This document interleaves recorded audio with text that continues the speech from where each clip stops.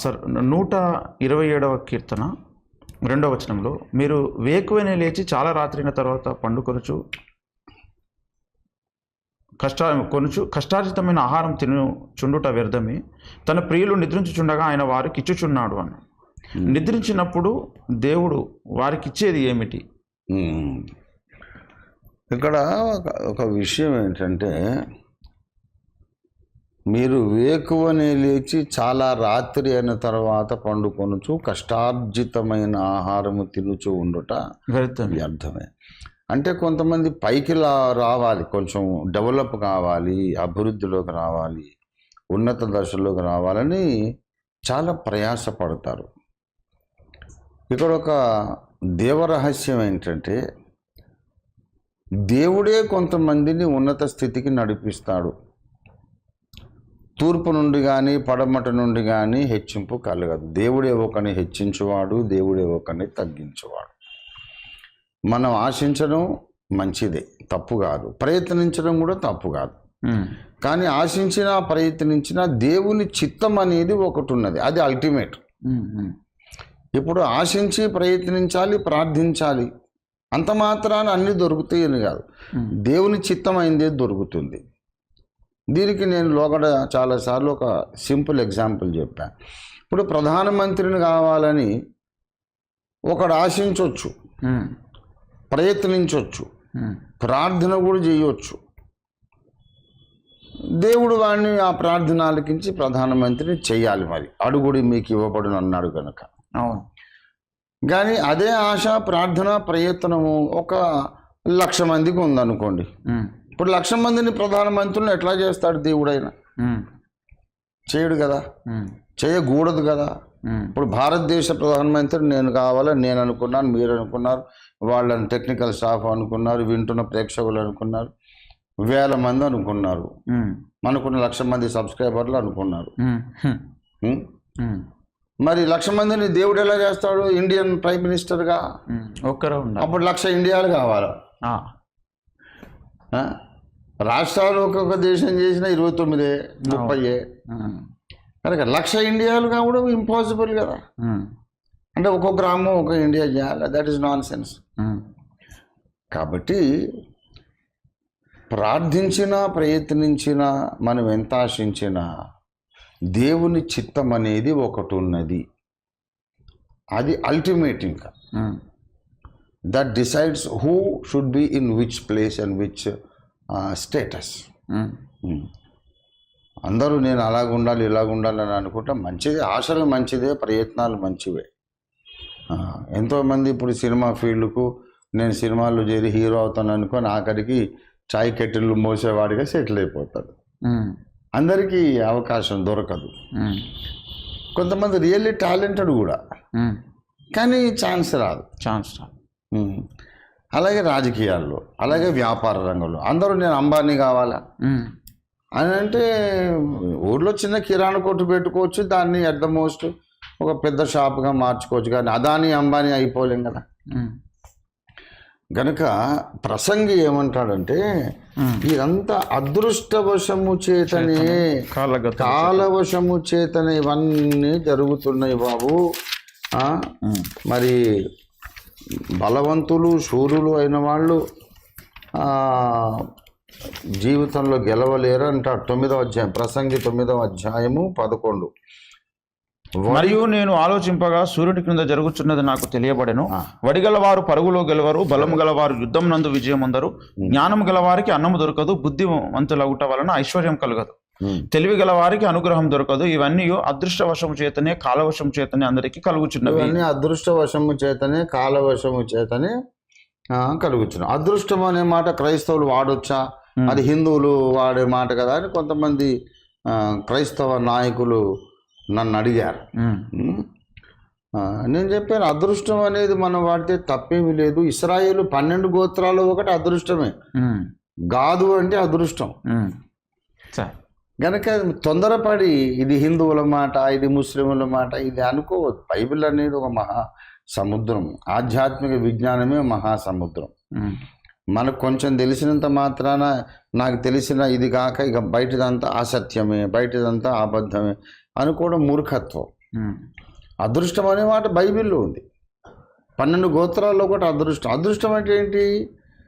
మనం వివరించలేని మనకు మేలు కలిగించే ఒక శక్తి, um, that inexplicable force um, that favours us sometimes for reasons unknown to us.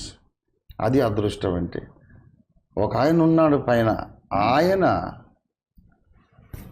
మరి మనకు మేలు చేస్తాడు. ఎందుకు మేలు చేస్తున్నాడో తెలియదు. ఆ మేలు ఇప్పుడే ఎందుకు వచ్చిందో తెలియదు. ఉమ్, అనుకోని విధంగా, ఎదురు చూడని విధంగా మనల్ని ఆశ్చర్యపరిచి, ఆనందపరిచి, సంతోషపెట్టేసి కొన్ని మేలు జరుగుతాయి. కొన్నిసార్లు ఎంత కుస్తీ పట్టినా అనుకున్న మేలు జరగదు.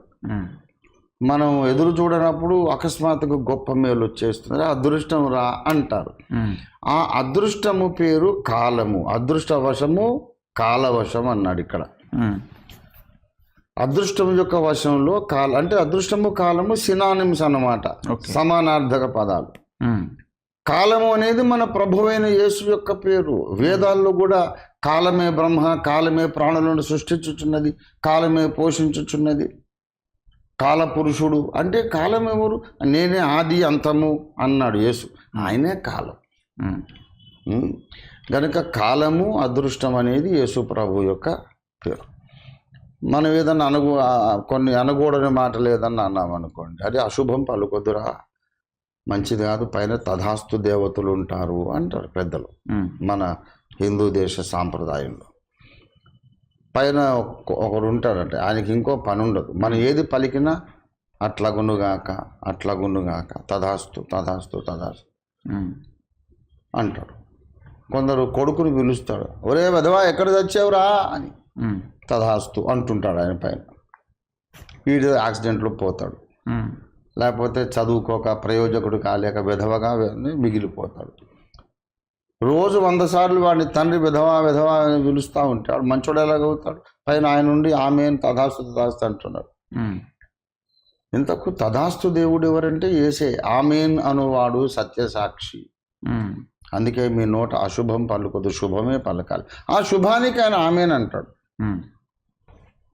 అరే బంగారు కొండ ఎక్కడున్నారా, చదువుకోవాలి, బాగా పైకి రావాలరా అని అంటుంటే ఆమెన్ ఆమెన్ అంటుంటాడు.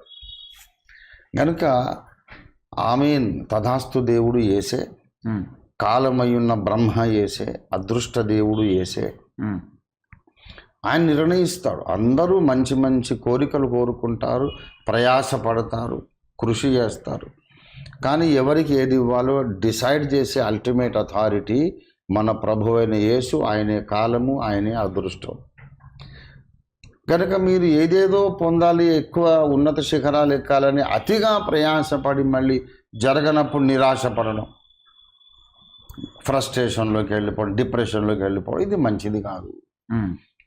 దేవుడు ఎవరికేది ఇవ్వాలనుకుంటాడో అది వాళ్ళు కష్టపడేటప్పుడే కాదు, వాళ్ళు నిద్రపోతున్నా ఇచ్చేస్తాడు.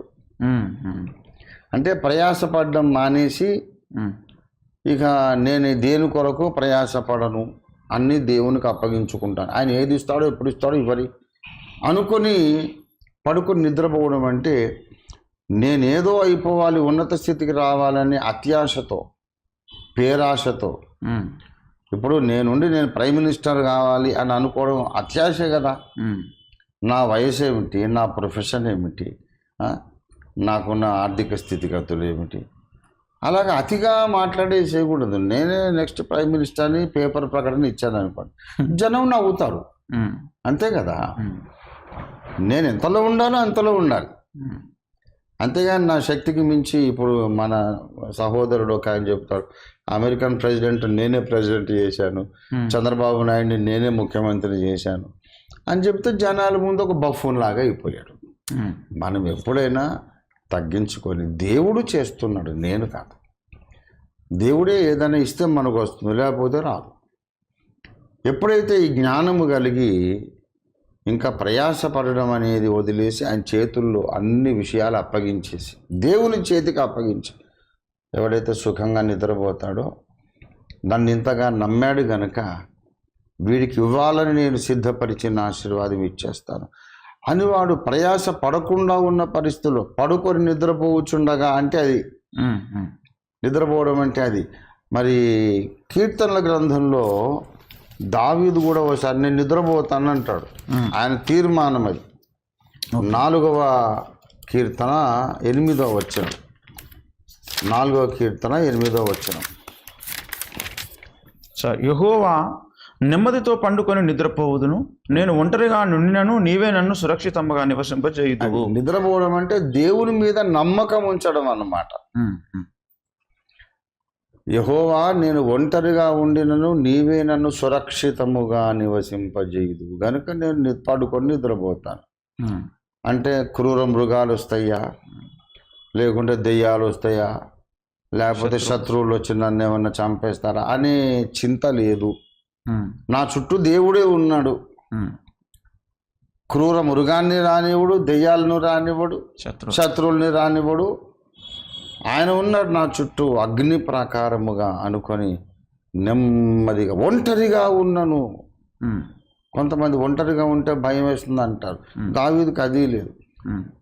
ఒంటరిగా ఉన్న అడవైనా సరే, కొండ గుహ అయినా, సొరంగమైన, అరణ్యమైన, క్రూర మృగాలు సంచరించే కీకారణ్యమైన నెమ్మదిగా పడుకొని నిద్రపోతాను. అంటే దేవుని మీద అబ్సల్యూట్ ట్రస్ట్ అన్నమాట. అలా నిద్రపోయేవాళ్ళు జీవితంలో అదొక మెంటల్ యాటిట్యూడ్. నిద్ర అంటే నిజంగా గురకబెట్టి పడుకోవడం కాదు, నిజంగా భౌతిక శరీరం నిద్రపోవడం కాదు, ఒక మానసిక వైఖరి. దేవుడు చూసుకుంటాడులే, ఆయనే నిర్ణయిస్తాడు ఏది ఇవ్వాలో, ఎప్పుడు ఇవ్వాలో, ఎలా కాపాడాలో మొత్తం ఆయన చూసుకుంటాడు. నాకు చింత లేదిక అని ప్రశాంతంగా విశ్రమించినటువంటి మనస్థితిని నిద్ర అని ఉపమాన రీతిగా పిలుస్తున్నాడు. తన ప్రియులు, దేవునికి ఇష్టమైన బిడ్డలు అలాంటి absolute trust in the lord ఆ స్థితిలోకి వచ్చినప్పుడు ఆయన ఇచ్చుచున్నాడు. అంటే ఏది సిద్ధపరిచాడు? అంతసేపు వాళ్ళు ఏది పోరాడి పరుగెత్తి చేయాలి, ప్రయాసపడి పొందాలనుకున్న పొందలేకపోయారు. వీళ్ళు దేవునికి అప్పగించిన తర్వాత ఆయనే తెచ్చిచ్చేస్తాడు. ఓకే, అది విషయం. Okay sir. Okay, thank you.